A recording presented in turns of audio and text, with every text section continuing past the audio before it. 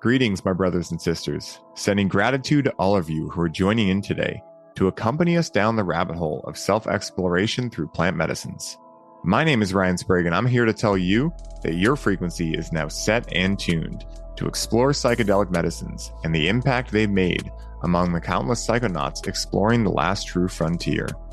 Buy a ticket and take the ride with me as we get true first-hand accounts of the experiences, benefits, risks, and transformations taking place within the ever-expanding world of psychedelic medicines on This One Time on Psychedelics.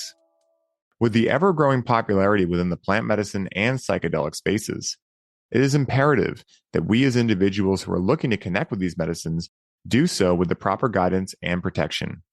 The same way that if you're looking to become a doctor, you must go through an immense amount of schooling and training to ensure you are fit for that service. The same goes within these spaces, and I feel it is more important than ever that we ensure that we are learning from these wise elders and the traditions that have been passed down surrounding these medicines for thousands of years to ensure we are safe and protected in these realms. Stopping by the show today to share his immense amount of knowledge, wisdom, and experience with each of you today is a man who I not only admire and respect deeply, but is also someone who I feel is bridging the gap between the worlds of plant medicines, psychedelics, and spirituality with the world we live in each day.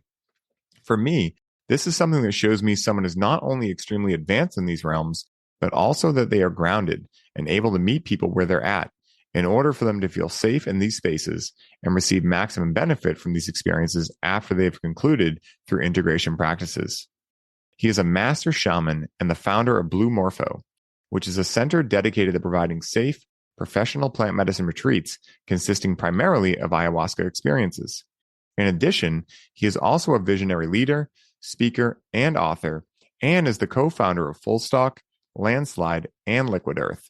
And in this episode, we will be exploring his intro to becoming a shaman, what being a shaman has taught him about life, what some of his most profound experiences within the medicine space have been, and whatever else the divine wills into action in this incredible heart flow we are embarking upon today.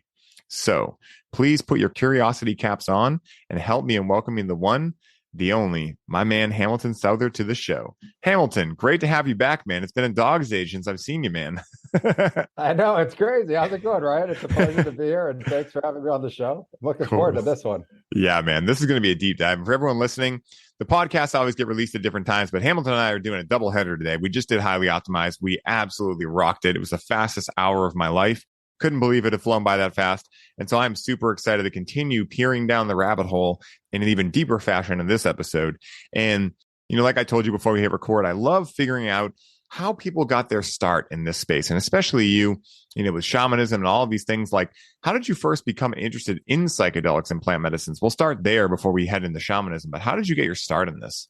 Well, you know, the start came first when I studied anthropology in college, and I studied cultural anthropology, and I loved studying cultures, indigenous cultures, native cultures, and ancient cultures. And it just turned out that most of them used psychedelic plants. So part of the study was also then connecting with their rituals and, you know, their mindset and their beliefs. And so from there, I graduated from college. And in the year after I graduated, I had my own spontaneous spiritual awakening. And it was a sober state, but I went from there's no spirit, I'm a total scientist, to I'm seeing spirits, I'm interacting with spirit is real, and I've just up-leveled, and I don't know even what to do about this. And in those visions, I was told that I was going to go down to Peru and that there were shamans that were waiting for me, and that I was going to ultimately, you know, reawaken the inner shamanism. And so I went down to Peru. This was in 2001. And so I went to Peru thinking that nothing was going to happen and that I was probably delusional. But actually, it turned out that just like the visions I had showed, this path was unveiled, and I followed it. And I walked right into ultimately a shamanic apprenticeship in ayahuasca. I drank ayahuasca out in the middle of the Amazon forest with one shaman, the first time ever for me.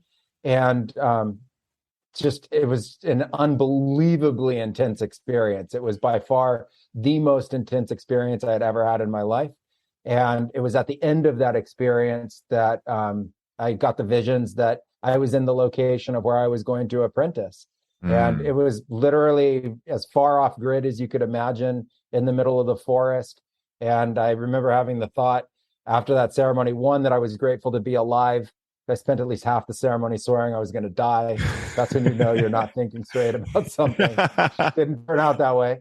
And then I had, the other part of it was just an unknown kind of awe at how I was supposed to figure out how to live out there and actually apprentice. But that was my introduction to ayahuasca. It was unbelievably healing. I had incredible visions, both external visions from my body and all the internal mind stuff and processing. I recapitulated my entire life up until that point. I met entities and beings. Everything that I had studied in anthropology had become true.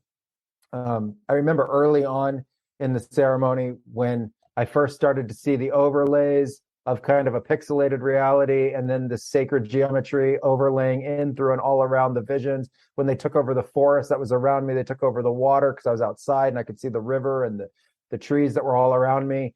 The animals that were in the trees became part of it. And then it all started to move with the shaman. And I will never forget that moment when I watched reality just decompose around me and become this amorphic living fractal of creation and infinite rainbows, and that I was fully becoming part of it. And that's what kicked me off on my journey.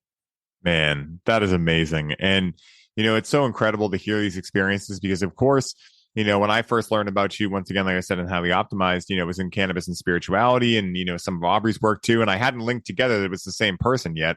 And that was hilarious too. But, I think it's so amazing to see where you got your start and to hear, right, that, you being a master shaman, you still thought you were going to die your first experience. And I think that like, there's such something, for sure. Yeah. It's like, there's something we can learn in those moments where we think we're going to die and yet we don't. And so I'm curious for you, like, what did you learn in feeling as though you were going to die and then not dying and coming back from that? What did that teach you and how did that integrate into your life there forward?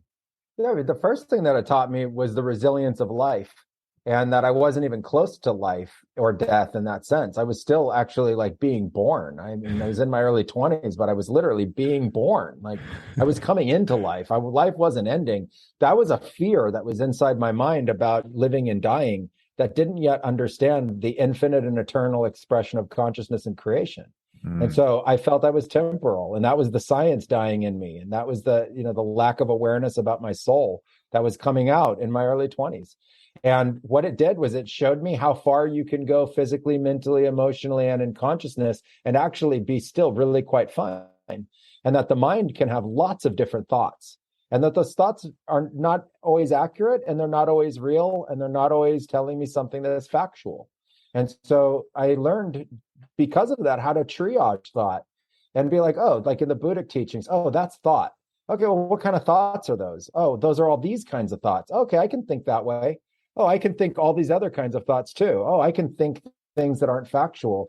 And that taught me to go on this journey to see through the lens and reflection of delusion, to, go beyond that concept of doubt and fear and really embrace something that was obviously much bigger than myself, and something that I was trying to tap into, which was about knowledge and wisdom in the universe. And, I think one of the most beautiful things about ayahuasca medicine is that it can take you to that place where for your healing, it actually makes you want to live. Some of us have these negative thoughts in our mind that's kind of counter life, or somehow we've become against this, euphoric natural process of existing.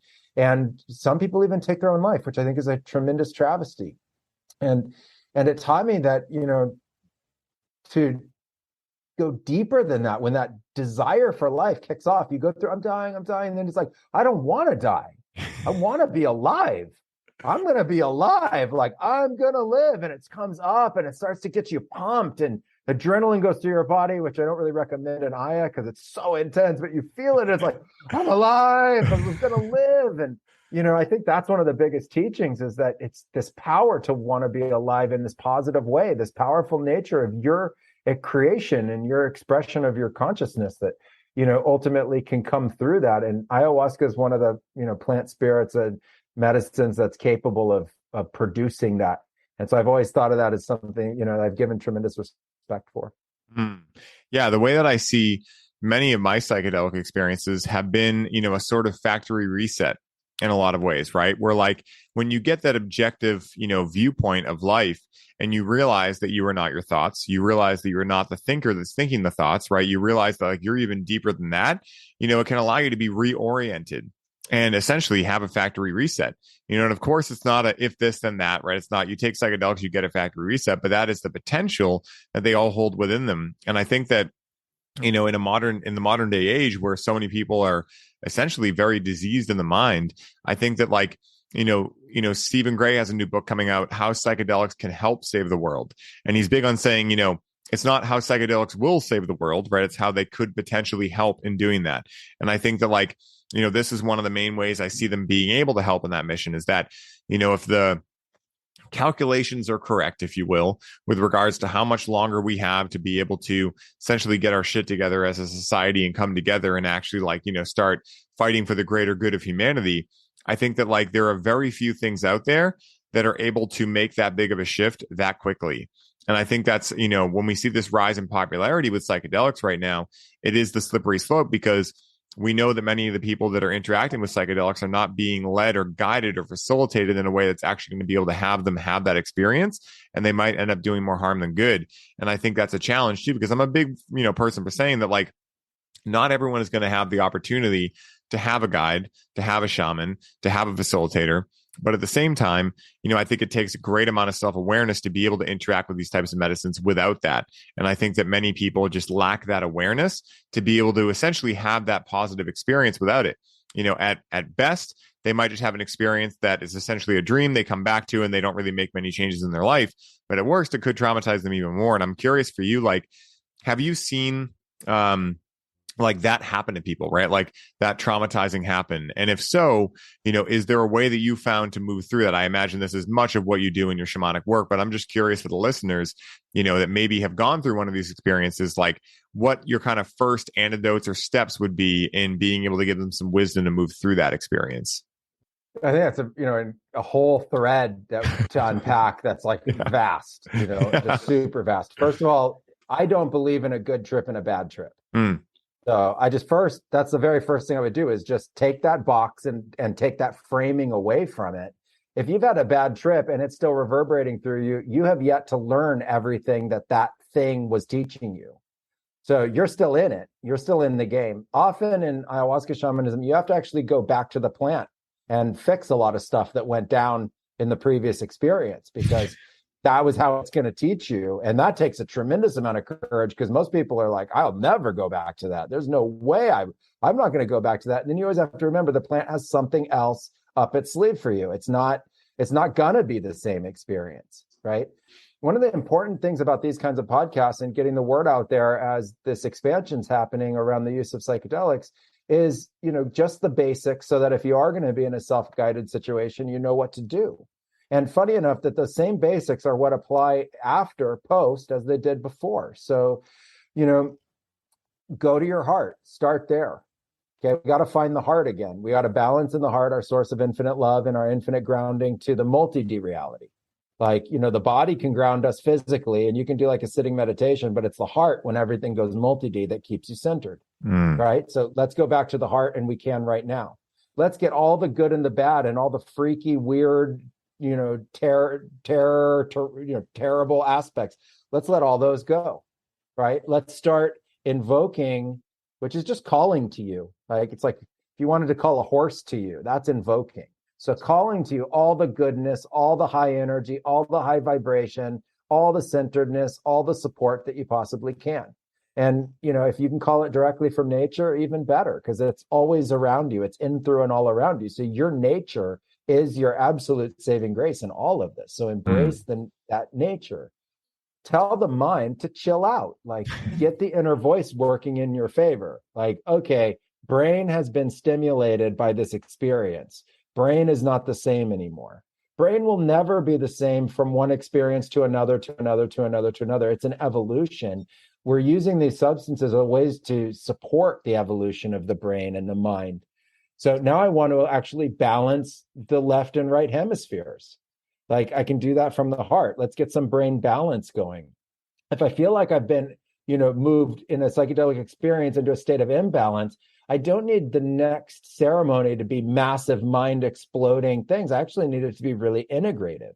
So maybe I decide to use a medicine like psilocybin that I know is balancing of the brain itself with the intention to balance the brain, because my brain is, triggered in a way that's now producing these sort of negative symptoms. So maybe I do a very small amount, like half a gram to a gram, and just have the intention be heal my brain, balance my brain with my heart, and then go in and just have the experience. And you just literally say it to the plant itself before you ingest it, and you can do the same thing with cannabis, especially like the high CBD cannabis. You can, ask that to be able to help balance you as well and get you into a relaxed state. If I've been agitated by ceremony, I need to calm down again. Take an Epsom salt bath. Find a place where you can just, get super comfortable. Grant yourself a massage or something that allows you to like really calm down. We use water in the Amazon. So, after a heavy psychedelic experience, we recommend swim a lot, bathe a lot, sit in water a lot, get your head wet a lot. The water is really good at grounding the mental states and the brain. I think all of those things are helpful.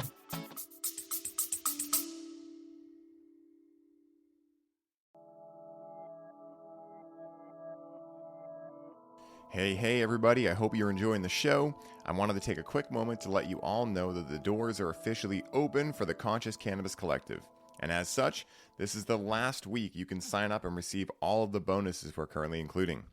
This is the last time I will be personally onboarding those of you who sign up with a complimentary one-on-one session, and you'll have the ability to get the Grow with Cannabis course for free during this limited time. For more info on how you can take advantage of this offer, head down to the show notes for this episode and secure your spot today, as we only have so many spots left and they are filling up quickly. Now back to the show.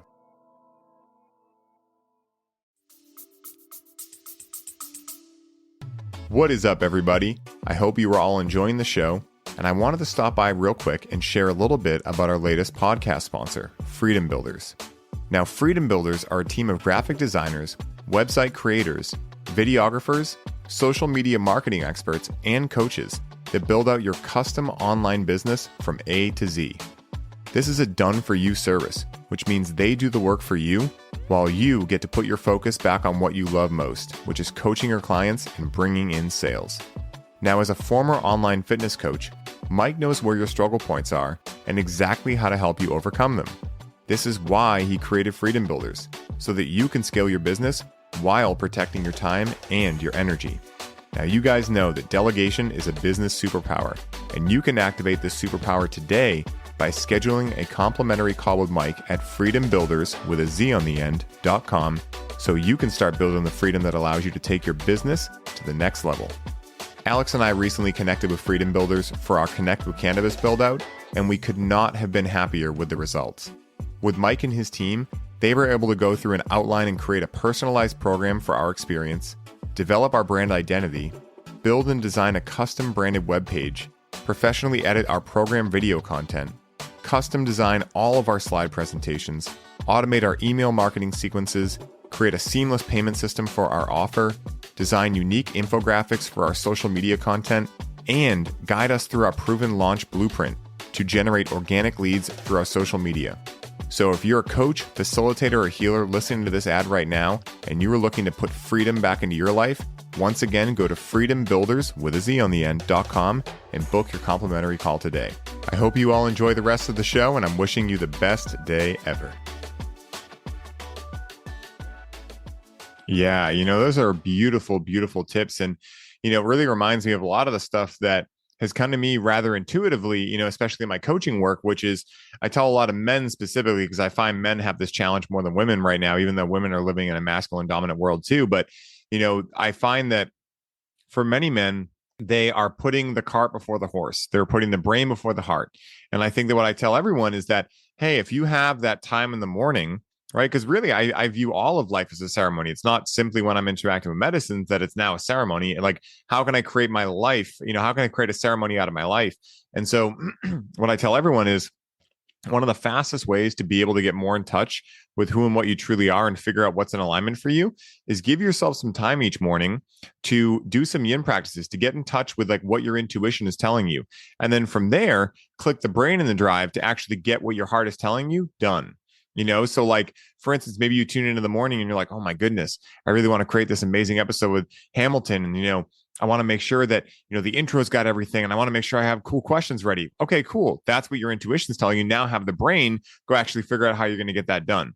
And I think that like, if more people can do that, I think that's a great start point. It's very similar to what you were saying too. And I love what you were saying too about the water, because, this is big in the mystery school tradition too, right? You want to take a shower before you do your rituals, because it's kind of like a spiritual shower in a way, right? Like you're taking a spiritual shower. And, I think water is extremely cleansing, way past just removing dirt from the body. I think it gets more, it's much more metaphorical than that too, where it's removing like excess energy and excess emotion that's stored in the body from the actual being, so that you can like start from a clean slate. And it's always funny because like, what do they tell you when you're sick? Hey, go take a shower and you're going to feel better if you have a chest cold. And, like, yes, you could say the humidity's doing it, whatever, right? But you do feel a lot better, at least in my experience, when you're sick and you go take a shower and you just feel like, okay, I got a little bit of my stuff more together now. And I think that's really sound advice. And, it's really cool because what I find is that, like we were talking about in coaching in the last episode, and this being a very basic human nature thing, I think ceremony is the same thing. I think it's very basic human nature. And I think it's a clue as to how far we've drifted, that like ceremony is this thing that's like, wait, how do I do that? What is this whole idea of ceremony? It's like, well, this is the stuff that you would have learned from the age of, 1 or 2 when you were in an indigenous culture and been brought up in the way of, the ancient civilizations of the past. And so it's really cool to dive into this stuff and realize that, oh, it's actually a remembering. It's not really a discovery. It's much more of a remembering that we're coming through right now. Exactly. It's a remembering of our ancestry, and it's an honoring of the past. And, some of the most basic things around us are incredible medicines, and we've forgotten that because we've normalized just everything. Water is like that. Water is an incredible medicine in its own right. If you're really sick with something, you can just water fast and just you reset. It is amazing what a water fast can do. So I think we've forgotten a lot of things, and we've focused on a very narrow amount of information that we've given an unbelievable importance to. So we've given an unbelievable importance to the left brain. We've given unbelievable importance to what we think of as logic and reason. And we've, in some ways pushed aside collectively a lot of things that are just part of our collective ancestry. And I think it's, it's kind of obvious, like humans have been ingesting psychedelic plants for the entire history of humanity. Like it's just, they didn't even have the name psychedelic plants. They just had them. And so, these medicines have been part of our existence for a very long time. We've normalized the idea of ritual and ceremony. We've made that ceremony like, our daily routine, instead of thinking like, actually, we know ceremonies in our soul. We've been performing these ceremonies and these healing rituals for a very long period of time. They're very powerful, and it's something that we can remember. Yeah. And I think that like, the clues are all around us, right? If you're someone who loves to exercise, well, you don't just go in the gym and rip a deadlift. What do you do first? You warm up, you mobilize, right? Like that is a ritual. That is a ceremony in a lot of ways, right? Before you eat, right? You're like cooking all the food, you're preparing it. You might say grace beforehand, or you might, put your hands over it and give it energy and receive the energy from it and give a prayer to it. That's a ritual. And that's why I'm a big fan of this language switch between routines to rituals, because I think like routine for me just sounds like homework. And for me, like homework was never that fun of a thing to have to do in school. Right. And so like for me, I want the aspects of my day to be things I look forward to. And I think language, is a big component of what we actually end up looking forward to versus what, essentially what is a get to, like I get to do this versus, oh, I have to do this. It's like, I think a lot of us are our own worst bosses. Even if we work for someone else, like, we're only working for them 8 to 10 hours a day usually. What are we doing with the other 14? Well, we're being a terrible boss to ourselves. And I think that the more we can start to come back to being a high quality boss for ourselves and making sure that we're not only moving through our life, but we're enjoying it, the faster we're going to be able to, pick up on these things, whether or not we're interacting with plants, whether or not we're a mechanic, whether or not we're a teacher, a librarian, a police officer, a lawyer. I mean, whatever it is, if we're able to actually instill these rituals in our day and bring presence to them, because I think that's what a ritual or ceremony is really based on, right? It's like, okay, bring full presence to this moment of your life and recognize that this moment will never be here again. And, like I'm big at the retreats we host, like if saying like, hey, this container, it'll never be like this again, right? This is our one opportunity to have this container. So be here while we're having this container. It's all well and good to miss your life and, be excited to go back, but be here now, as Ram Dass says. It's like, be in the moment, because the moment is all that really exists. And the future or the past, they're really a lie constructed by the mind to help us navigate life. And they're not inherently bad, but if we forget that the present moment is actually the real gem, then we can get ourselves lost into analysis paralysis and essentially have a really big challenge moving our way. Well, you got to open up to the cosmic yes, right? That's the thing that the sacred plant ceremonies taught me, is that you get in them and you start to hear the no voice show up. And it can say no to, why did I do this? Oh, I don't want to be here. I don't want to feel like this. And all these things come up. And it's like, no, I need to turn every single no inside my mind into a big yes, because I chose to have these experiences. And it's such a powerful teacher in that way, because I know that I chose that experience and now I'm having that experience. And now I need to say yes to that experience and fully embrace the experience to be able to have online to my, for my own uses, all of the best aspects of myself. And so, it's really indicative of that mind and how the mind wants to say no to things and just make things, like you say, routine. I love that idea of having everything be ritual and having it be special. And what makes it special is that it's miraculous. For me, that's what I when I start these lectures that I give, I always tell everyone, you're a miracle. There is no other you. Like, you are a unique miracle. There's no explanation for how human life even came about other than that it happened. And then all that life had to happen in sequence to get to you, like, so that you could become the fruit of that tree. And then you were born. And life is not normal, no matter how normal we make it. Life is an ever-changing miracle that we're a part of. And the mind will only ever see that if we get to that place where we make it special.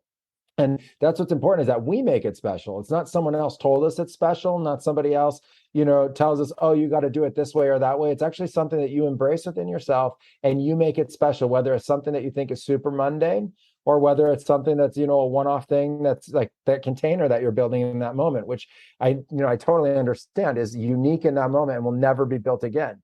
And so that idea, like, this is the first breath and the only breath I'll ever take, and the last breath is now only a memory, is so true. And we can say yes to that. And it's not just, oh, I'm doing stuff with my mind, that's distracted while I'm breathing. It's, I can fully embrace the breath. I can fully embrace the here now. I can embrace the present moment. And I can, understand how potent that really is. And when I get into that mindset, I see it. The colors are miraculous. The air is miraculous. You're miraculous. The space is miraculous. Communicating is miraculous. And then I can take that and I can build that, sacred ritual out of it and make that my life. Yeah, I think that whatever we look for, we're going to find evidence for. And so, like, a concept that came to me during a cannabis experience actually was that, you must fight for the life you want, because everyone else is going to try to tell you, ultimately from the best of intentions, but they're going to try to tell you what you should believe about life. But if you want your life to be the way that you want it, you have to fight for it to be that way. And so, like, the subconscious works on repetition.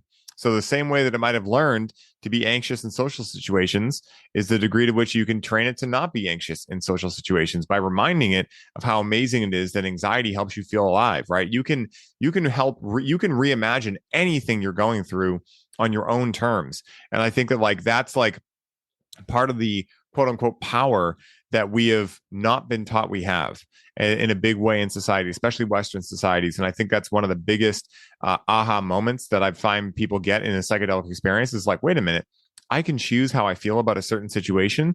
So even if I get cheated on and, I get my heart broken, I can be excited that it happened now and not 10 years from now, that now I get to have another shot at love. Like, yes, things objectively happen. You got cheated on by a girlfriend or a boyfriend, right? That happened. But how you choose to view it is what you have a decision in. And I think that the more we discover that, the more we start actually taking this idea of being the creator of your reality from something that's esoteric into something that's realized, aka made real for the I in the equation. Because what someone else means by you're the creator of your reality might be based on what they have had experience within that regard. But, the more that we can start asking ourselves, like, what does that mean for me? And again, this is what I love cannabis for, because it's the best.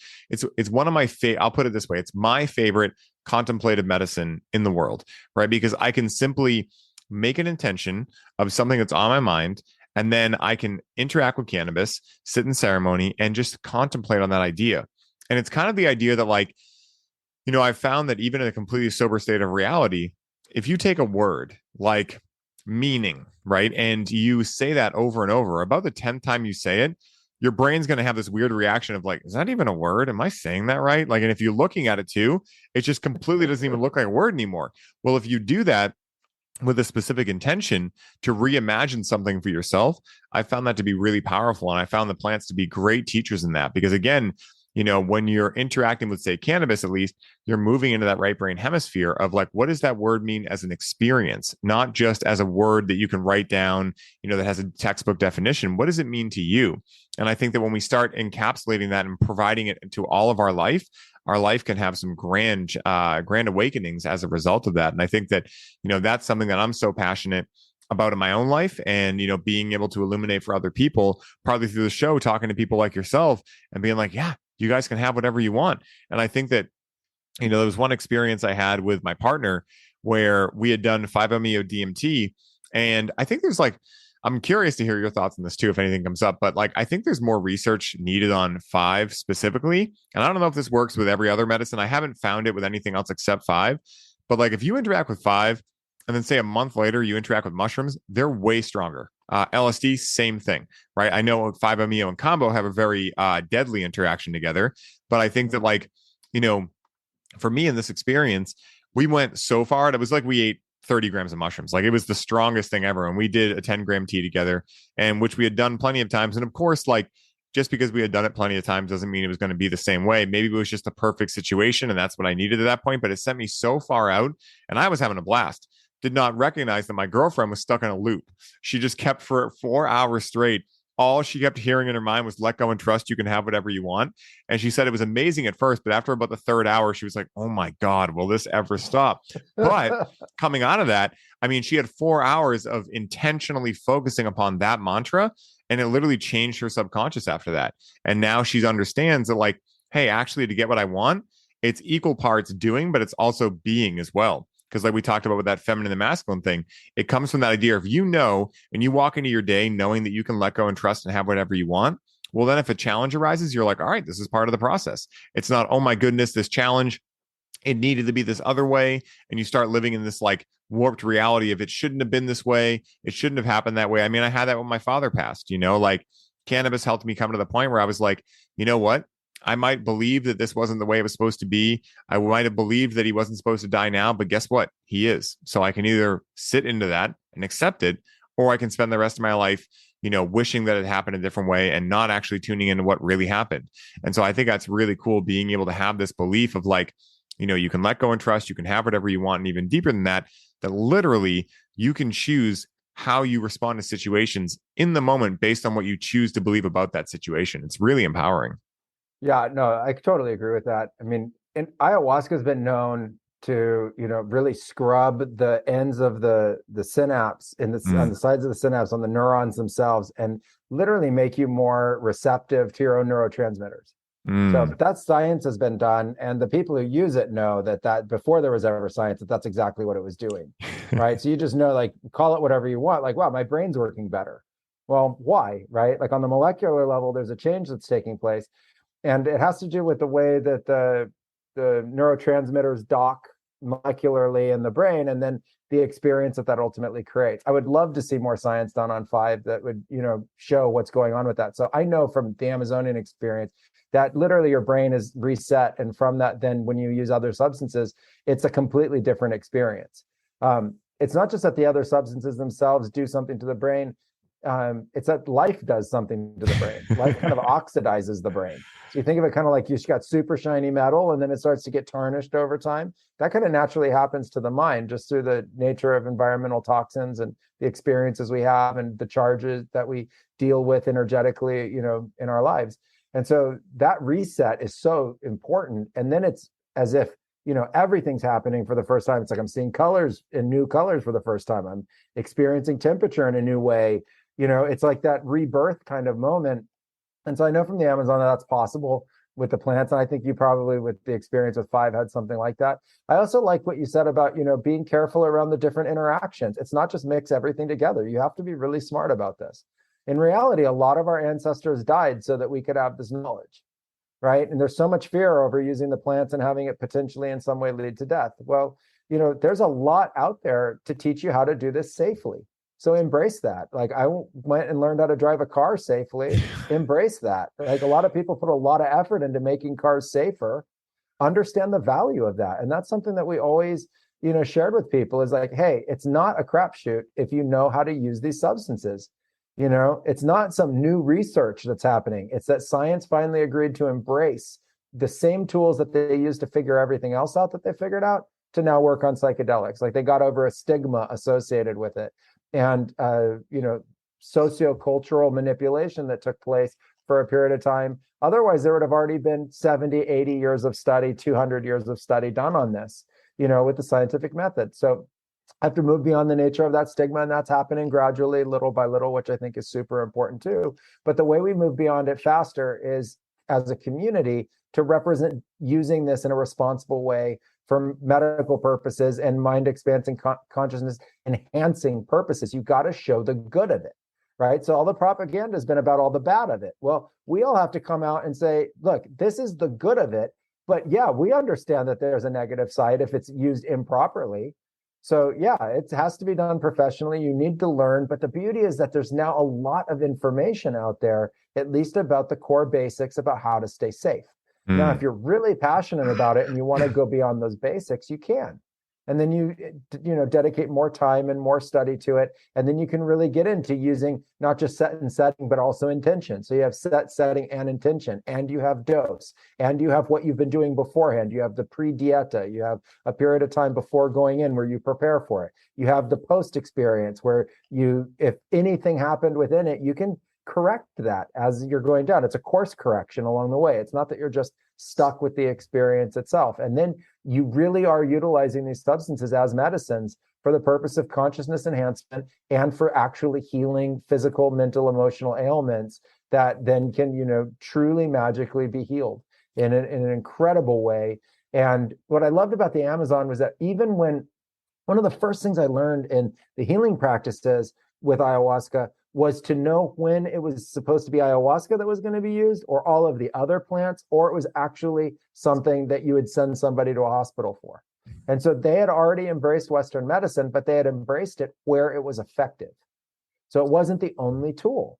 It was like, wow, these guys are real healers. They have all the tools available to them. They're not cut off from one thing or another. And that was one of the first things I learned, was diagnose correctly what kind of plant is actually supposed to be used for this. And then if you had any kind of trauma, what would come next would be the healing of the spirit. So heal the acute medical issue first, and then heal the spirit, and heal it with ayahuasca. And then someone would have an ayahuasca ceremony, and then you would go into vision and see whether they needed one ceremony, two ceremonies, or three ceremonies, et cetera, to be able to heal that thing. And so even if you fell and broke your leg, your final part of the healing would be having an ayahuasca ceremony to get over the trauma of the limitations of having had a broken leg. And then, that showed me, wow, this can really be used as a true medicine. And we can be trained as medicine people and sacred carriers of these medicines, and responsibly we can use them, and we can share that with others. And then that becomes a tremendously positive expression of this. And then we can all gain from the benefits, so much so in learning and also, positive life enhancement. Yeah, man. It's so powerful to hear this from you, because this is something that, I preach often, that more does not equal better, right? More is specifically designed if more is required. But, you need to understand if more is required before you just consider like, oh, it's a pissing contest, I'm going to do a ridiculous dose of something. Because then what's going to happen is that it gives ammo to these people that are saying, oh, psychedelics are objectively bad. And I think that we all have a duty and responsibility as people that are, proponents of these medicines, to make sure that we're ending up on the right side of history, that we're not giving them any ammo from which to work with. Like, they've already had years of stigmatization and wrongfully accusing psychedelics of causing all of these things. But at the same time, anything comes with a risk, right? Water, it takes water to live, but you can drown yourself if you chug a gallon in too quick of a time. And so I think that it's important to understand that these risks are not ill-founded. Like, there are risks there, but Are they as big as what we've been told they are? No, right? They're not as likely as that, but they are likely if you're playing with fire without the actual understanding of what these medicines are bringing up. And that's why, again, like it's so easy to make an analogy between like, hey, if you're training to be a doctor, right, you got to go to school for a certain amount of time to make sure you can not only understand what to do, but understand how to work within that scenario that can be stressful. And I think that, like, what I'm seeing right now, a lot of is that I think a lot of people have really good intentions, but they go to Burning Man once and they're like, oh, I'm a shaman now, and I think it's a big challenge, because then if someone trusts that person and they get too far out and they don't know how to bring them back in, I mean, you can have a really slippery slope because when you're in these medicines, you are disintegrating, right? And so there's a process of integration, which is why it's really comical to me where people think integration is like an optional thing. And I say, hey, if you're using, let's say, cannabis, for instance, as a substance, yeah, you don't need integration because you're using it as a substance. But if you're looking to interact with it as a medicine and a teacher, well, integration is like the full idea of what you're doing. You're taking this PEAK, peak experience, that you're having where you're getting downloads, insights, awarenesses, all of this stuff. And then you come back to your normal reality and you got to do the work to integrate those new teachings into your life and take action on them. Otherwise, you're just going to go back to the same person and you're going to think, oh, to access all those things, I need more medicine to do it. And that's where I think specifically with cannabis, we have a lot of patterns of dependency going on because people are mistaking cannabis for the moon or sun, like Stephen Gray says, instead of realizing that what cannabis, ayahuasca, all these medicines are meant for is being the finger that can point you back to your own moon and sun, which is your intuition, your heart, your spirit, your soul, etc. So you can actually be like, oh, I was just disoriented.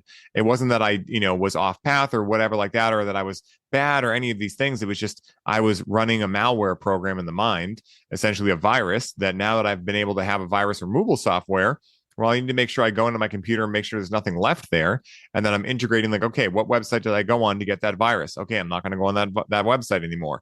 And so I think it's like this process of integration that actually allows us to capture and recapitulate the things that we gain in these experiences into our everyday life so that our everyday lives start encompassing the magic and the synchronicity and the serendipity that we feel within our psychedelic experiences. Yeah, I'm in complete agreement about that. I mean, in the Amazon, to train is 5 to 10 years. So from the moment you get called to train, and that's after you've already made it through a filter process of who gets to be called to train. So it's not just like elective, you have to have some skills already to be able to get into training. And you can, train up to training. It's kind of like preschool to go to school. And then you go into apprenticeship, and apprenticeship is 24/7. It's not something that you do and put down. You become that thing and you go through transformative experiences to make that happen. And it doesn't really matter when you get given the titles, because if you don't have the skill set, the titles are empty. And so it's all about the skill set. And I saw this happening because, I watched the neo-shamanic revolution happen, and all of a sudden there were lots of shamans, all different kinds of shamans from everywhere. When I got involved in shamanism, it wasn't like that. It literally was not like that. Shamanism, first of all, was not popular. And most people didn't even know what a shaman was at all. And then I saw people with, almost no training, all of a sudden wearing the title.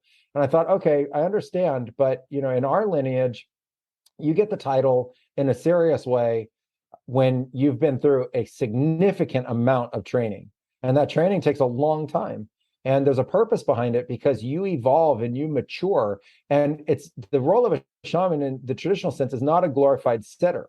The role of a shaman is called a médico vegetalista, which means a doctor of plants and a doctor of plant medicine.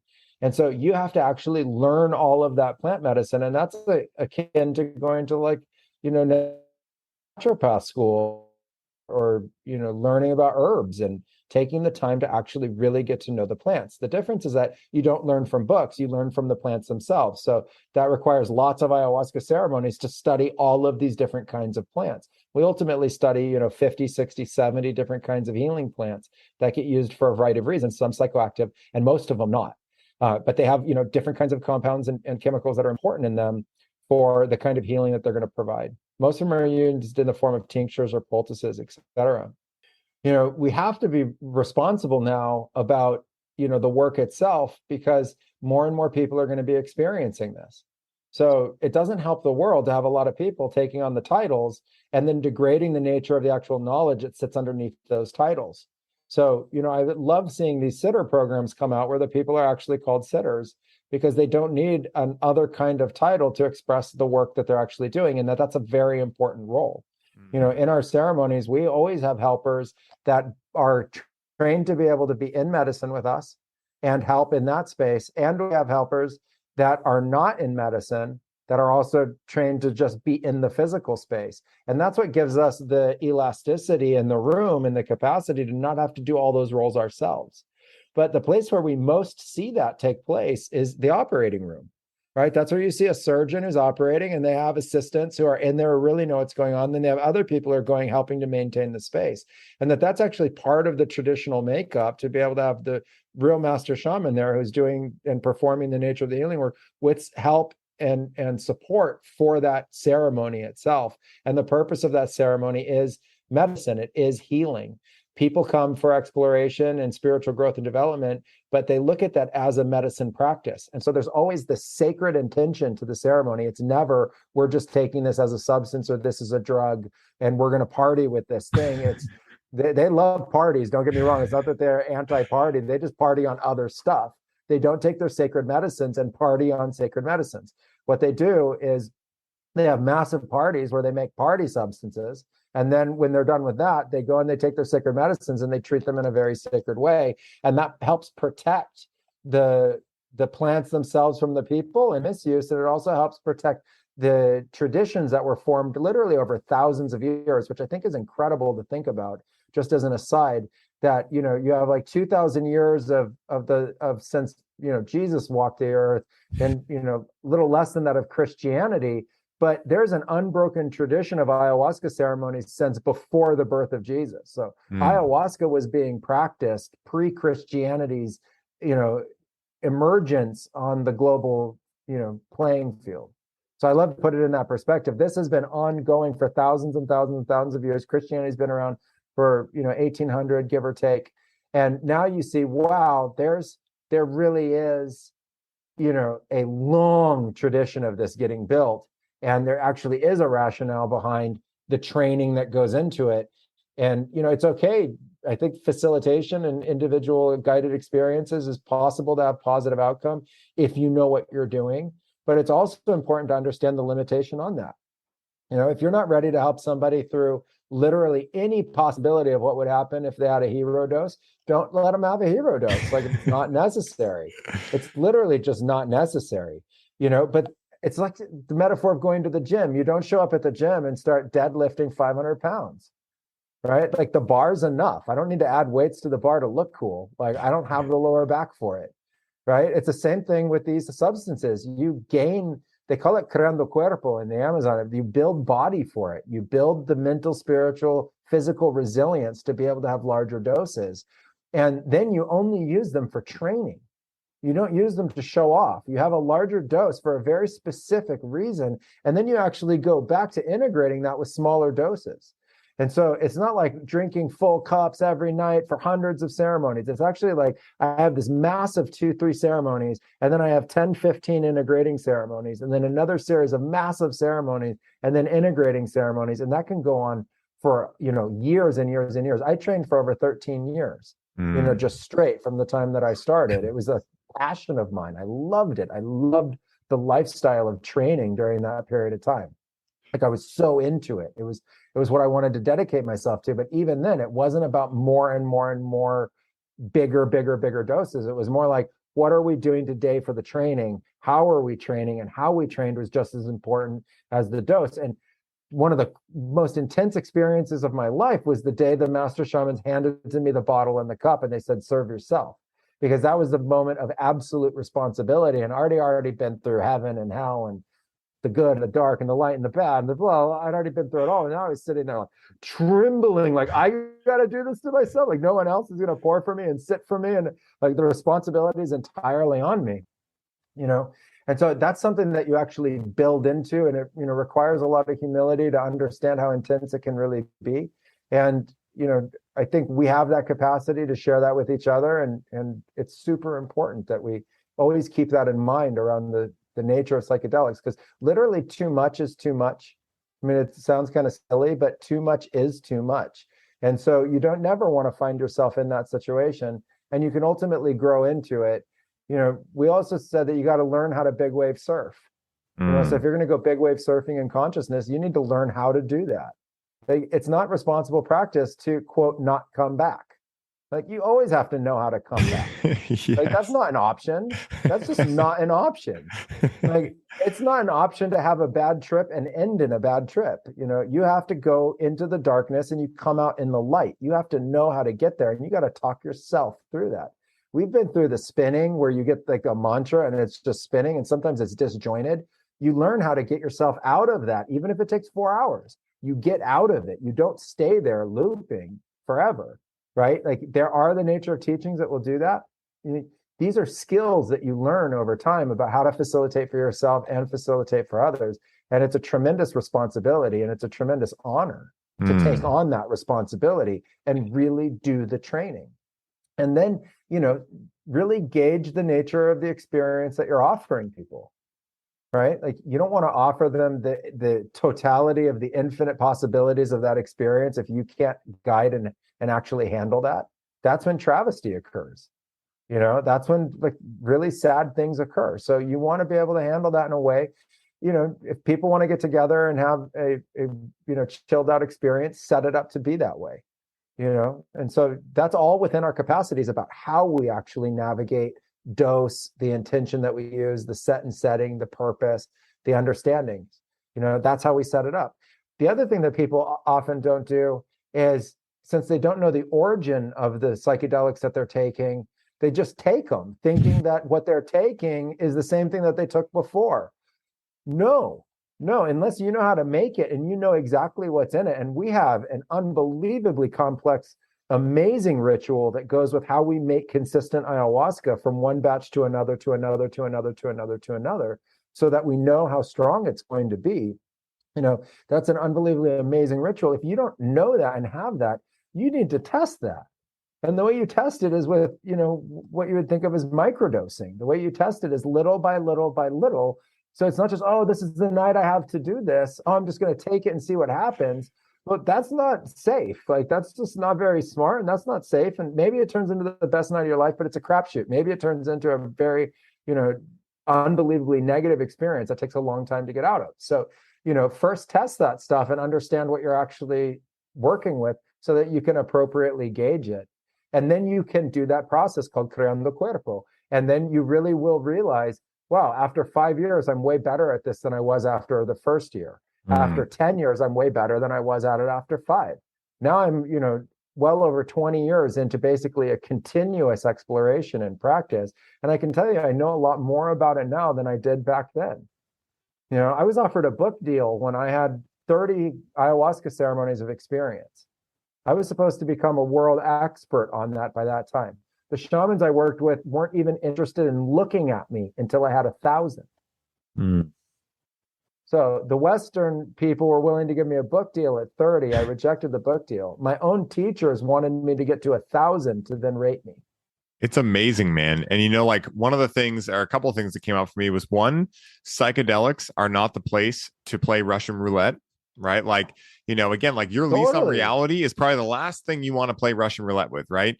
You want to, figure out what partner you have, and you have 2 people you're seeing, and you're like, I don't really know. Okay, play Russian roulette with that, right? Like, try it out, see how it goes, right? Because the worst that's going to happen is maybe your heart gets broken, which sucks, but at the end of the day, you're going to survive and you're going to continue going. You might have to go see a coach or sit with a plant, to be able to, like, get through that trauma, but you're going to be okay. But, like, what's not okay is, for instance, I was at a festival one time walking around and someone was selling ayahuasca brew. And I'm like, there's no fucking way that I'm going to drink some random brew from some festival book and have that be my first ayahuasca experience. It was just like, no, I have no want to do that. Because I think for me, what I've understood at this point is that there is such beauty in minimum effective dosing, which that does not mean that you're taking a small dose every time. It means that you're taking the effective dose for that situation and what it's being called for. And so that takes a lot of awareness. And also, if you're with someone else, which is why you want to have a guide, they can help you with that, because chances are you might not know what size dose you need for the specific intention that you have. And so I think it's so powerful that you stated that out, because the other thing too is that what I've learned about shamanism is that you don't just start calling yourself a shaman. One day your teacher calls you a shaman, and then you're like, whoa, I'm a shaman now. And that's how it happens, right? So these people that are appropriating this name, they don't really get the fact that like, you don't walk around calling yourself a shaman unless someone else who's your elder tells you now you're ready. And usually, just like you were saying, you don't realize you're ready until they tell you you're now ready. And you're like, what? I'm ready? Okay. Like, so there's this degree of being humble in that, where you're like, hey, this might take me the next 40 years to be at that point. But if you're dedicated to it, what will happen is one day you will be ready. And at that point, you will have the necessary information, knowledge, wisdom, and experience to be able to lead these ceremonies. But I think that, way too many people are just going out there and just saying like, oh, I know it all. Just come take a hero's dose of me and everything will be fine. Which at the end of the day, like, it's a slippery slope, because I do feel that with the amount of time we might have left to get our shit together, there is the opportunity for psychedelics to help that. But that's why I'm such a big fan of cannabis, because I think that cannabis, out of all the plant medicines out there, is probably the easiest to be able to start figuring out on your own without having any challenging results. And by challenging results, there's no chance you'll overdose on it. There is the chance that maybe you get behind the wheel of a car and you do something stupid, and that takes awareness too. But I think that, with cannabis, I felt very secure in being able to work at the dispensary and tell new timers that were coming in, hey, start with this 5 milligram edible dose, wait a full hour and a half your first time, even 2 hours, and then just see how you feel. And then after a couple of weeks of trying that, you'll know like, okay, I take 10 milligrams and that'll be fine for me. Or my tolerance is starting to increase, maybe I'll take 5 more. But I would see these people come in that are like, oh, my doctor said try THC. And I'm like, I wouldn't really recommend just going right for THC. A lot of beauty is in CBD flower and hemp flower. And you start realizing when you interact with hemp, how much of the cannabis experience is not actually derived from THC. And so like, these are the kind of things where, again, harm reduction, minimum effective dosing, this is what's going to allow us to have the best bang for our buck in terms of like positive experiences. And even if they're a challenging experience, seeing them as happening for you and not to you, but also in a deeper level, making sure that we are in the right set of history and we're not giving any of these lawmakers any ammunition to go out there and scare the hell out of people that don't know with. Because again, that's what Reefer Madness and all of these things were, right? They were like these ridiculous attempts at essentially controlling journalism and the media and putting out these ridiculous tales and having the masses buy into it. And I think that in the day and age we're in, we have the opportunity to be able to actually start rewriting that history, but only if we each take the individual responsibility to start that change and be that change, because we all have that power. And I think the more of us that start preaching it in this way, the better this world's going to be, the happier it's going to be in the psychedelic space, because then people will start realizing that if someone goes, we'll take 5 grams of mushrooms, the first thing they'll say is, well, I don't know if I need that much, actually. I don't really know if I need that much. Instead of being like, why don't I go for 6 then in this pissing contest? It's like, there's nothing cool about psychedelics, right? Like I'm famous for saying that, like there's nothing cool about this world. It's something that is a medicine. And I think the same way that, a surgeon doesn't come home and start operating on his friends and family, under the knife on the couch, for fun and be like, oh, let me take this, cyst out of you just for fun, right? Like, they might come home and, do the hilarious little knee test where you hit the reflex and the knee goes up, right? They'll play with their tools, but like in the container they're in, if it's not a hospital setting, they will not do that because they know better. And so I think when we learn better, we know better, and then before we do better. And I think that's really, really cool, man. And, man, I can't believe another hour has already flown by, man. These are the quickest hours I think I've ever had on podcasts. I want to make sure I give you ample time to share with people where they can find more about you, where they can find more info on Blue Morpho, which I love what you're doing down there. It's absolutely amazing. And for everyone listening, Hamilton is going to be my guide and my shaman for going through my first ayahuasca experience this January. And I am smitten for that because I knew I was waiting for the right moment. And when him and I connected, it all unfolded. So I want to give you an ample opportunity to share with where people can find you. Yeah, awesome. For our retreats, you can go to bluemorphotours.com. And so just bluemorphotours.com, super easy to find online. And then on social, you can find me on Facebook and Instagram at Hamilton Souther. And yeah, just, if you're interested in this and what we're sharing, come and meet us. We're super psyched to receive everybody in the most responsible and professional way. And Ryan, I can't wait for the experience that we're going to have together. It's going to be epic. And it's going to be just 2 soul brothers cruising infinity together. So I am psyched.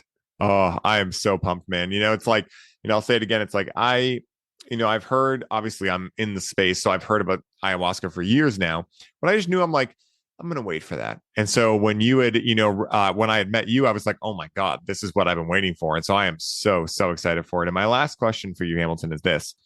Say that someone listened to this conversation and they feel extremely excited to engage and look into psychedelic medicines in their own life.